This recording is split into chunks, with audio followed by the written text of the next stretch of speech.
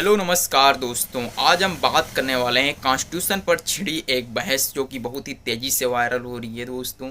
और कॉन्स्टिट्यूशन में उस छिड़ी बहस का नाम है धर्मनिरपेक्ष बनाम समाजवाद। दोस्तों क्या होते हैं धर्मनिरपेक्ष, क्या होता है समाजवाद, आज की वीडियो में दोस्तों बहुत ही बेसिक से समझेंगे। धर्मनिरपेक्ष क्या होता है इससे भी एक्सप्लेन किया जाएगा, और समाजवाद क्या होता है इसे भी एक्सप्लेन किया जाएगा। बहुत ही बेसिक से समझने वाले हैं दोस्तों। तो आइए चलते हैं, आपका टाइम ना बर्बाद करते हुए धर्मनिरपेक्ष और समाजवाद फिर क्या होता है दोस्तों।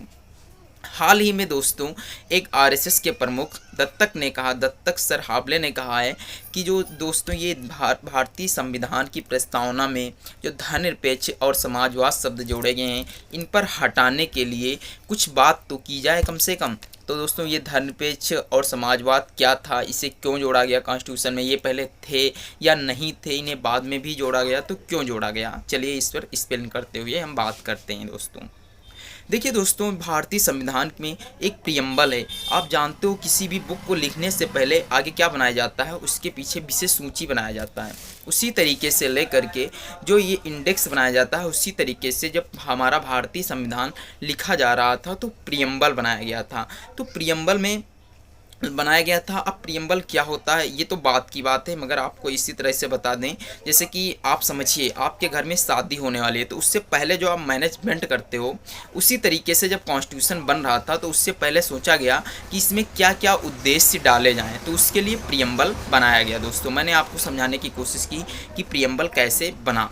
अब समझिएगा, प्रियम्बल बनने के बाद में तैयार हो गया हमारा कॉन्स्टिट्यूशन बनने में 2 साल 11 माह 18 दिन लगे। आप सभी लोग जानते हो, सभी चीज़ें आप लोग जानते होंगे आई होप। आप समझिएगा कि धर्मनिरपेक्ष और समाजवाद, चलिए मेन टॉपिक जो है जिस पर बहस छिड़ी हुई है उन्हीं को हम एक्सप्लेन करते हैं। समझिए दोस्तों, जो धर्मनिरपेक्ष है ये क्या है और समाजवाद क्या है। धर्मनिरपेक्ष और पंथ निरपेक्ष, कुछ लोग इसे पंथ निरपेक्ष भी कहते हैं और कुछ लोग इसे धर्मनिरपेक्ष भी कहते हैं। भारतीय संविधान में बताया गया था, पहले नहीं ये थे वर्ल्ड, इससे जब आपातकाल लगाया गया था 1975 में, सन 1975 में जब आपातकाल लगा था इंदिरा गांधी के समय में, तो बहुत से संशोधन किए गए। भाई अपार संशोधन किए, इतने संशोधन किए गए कि आप सोच नहीं सकते हो। लगभग 40 से ज़्यादा तो आर्टिकल संशोधन कॉन्स्टिट्यूट हुए, और देखिए प्रियम्बल में संशोधन हुआ और अनुसूची 7 में संशोधन हुआ। इस तरीके से बहुत संशोधन हुए थे हमारे भारतीय संविधान में जब आपातकाल लगा था। अब इसी तरीके से समझाते अपने हम मेन पॉइंट पे आएंगे, और ना बहते चले जाओगे, बहुत ही इसके पीछे उद्देश्य है। समझिए, देखिए दोस्तों, धर्मनिरपेक्ष और पंथ निरपेक्ष। धर्मनिरपेक्ष का मतलब होता है कि पंथ निरपेक्ष का क्या मतलब होता है समझिएगा। पंथ निरपेक्ष का मतलब होता है कि आप किसी एक पंथ का मतलब क्या होता है, पंथ का मतलब होता है कोई पूजा करता है, कोई नमाज पढ़ता है, कोई बाइबल पढ़ता है, इस तरीके से होते हैं। किसी एक निश्चित उद्देश्य को लेकर के हमारा जो देश है वो काम नहीं करेगा। अब होता है क्या धर्मनिरपेक्ष, क्या होता है धर्मनिरपेक्ष, क्या होता है समझिए। धर्मनिरपेक्ष होता है कि हम दोस्तों किसी भी एक धर्म को लेकर के मान्य नहीं होंगे दोस्तों। ये होता है धर्मनिरपेक्ष और ये होता है पंथ निरपेक्ष। तो आई होप आप लोग पंथ निरपेक्ष और धर्मनिरपेक्ष समझ गए होंगे। अब समझते हैं, जब हमारा देश में क्या हुआ, हम लोग जब अपने आज़ाद हो रहे थे उसी समय एक वर्ड चल रहा था, क्या है, समाजवाद। समाजवाद क्या होता है समझिए। समाजवाद 2 वर्गों में विभाजित होता है। पहला कौन सा होता है, पहला होता है जो धर्मनिरपेक्ष 2 वर्गों में विभाजित हो। जो दोस्तों ये हमारा जो समाजवाद है ये 2 वर्गों में विभाजित होता है। पहला होता है साम्यवादी और फिर होता है पूंजीवादी। आप समझिए साम्यवादी क्या होता है। साम्यवादी वह वर्ग होते हैं जो ये कहते हैं कि सर्वाहारी होना चाहिए, शासन कैसा होना चाहिए, सर्वाहारी होना चाहिए, यानी गरीबों के हित के लिए हो और जो गरीबों की देखभाल करे, वो कैसे होता है, साम्यवादी धारा के वाद के लोग थे। अब पूंजीवाद के लोग कौन थे, पूंजीवादी के लोग कहते थे कि यदि किसी के पास संसाधन हैं और किसी के पास पैसा है बहुत ज़्यादा, तो ये 2 संसाधन इकट्ठा भी कर रहा है तो इसमें क्या दिक्कत है। ये होता है दोस्तों समाज साम्यवाद और होता है पूंजीवाद। साम्यवादी और पूंजीवादी, आपको 2 वर्ड दोस्तों समझ में आ गए होंगे आई होप।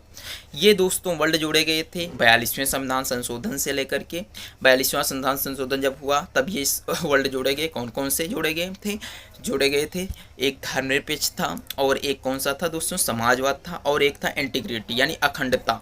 ये दोस्तों 3 वर्ड जोड़े गए थे। तो इससे अब दिक्कत क्या है, दिक्कत दोस्तों ये हुई कि अब ये आरएसएस यानी मतलब बीजेपी के जो आरएसएस के प्रमुख हैं दत्तक साहब ये कह रहे हैं कि इसमें से ये 2 वर्ड अगर जो हटाए जा सकते हैं तो हटाने चाहिए, क्योंकि ये आपातकाल के समय में जोड़े गए थे, ना कि कोई निश्चित काल चल रहा था तब। अब अच्छा बात आती है कि ये हटाए जा सकते हैं। हाँ भाई, हटाए जा सकते हैं या नहीं जा सकते हैं ये तो अपने सांसद पर डिपेंड करता है। अब आने वाले समय में लोकसभा सत्र भी चलने वाला है दोस्तों, तो ये सब वर्ड हटाए जा सकते हैं नहीं जा सकते ये तो इन फ्यूचर पता चलेगा दोस्तों।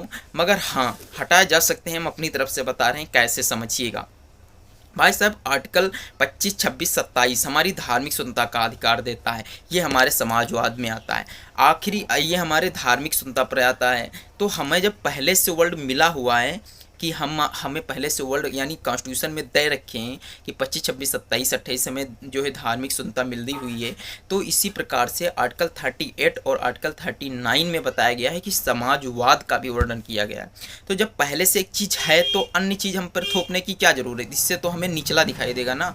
अगर जो ये जोड़ना ही होता तो जब कॉन्स्टिट्यूशन बना था तो हमारे डॉक्टर भीमराव अम्बेडकर ने इससे पहले ही ना जोड़ दिए होते। उन्होंने अपना एक अभिलेख भी दिया था कि हम इन फ्यूचर, जिससे अभी एक वर्ड आया था कौन सा, पूंजीवाद, पूंजीवाद को क्यों नहीं जोड़ा गया, क्योंकि हमारा संविधान, हम वो जानते थे कि इन फ्यूचर पता हम पूंजीवाद में ही गिनती होने लगे, तो हम पूंजीवाद अगर जो इसमें जोड़ देंगे तब तो गड़बड़ हो जाएगा ना, तो इसीलिए उन्होंने नहीं जोड़ा था।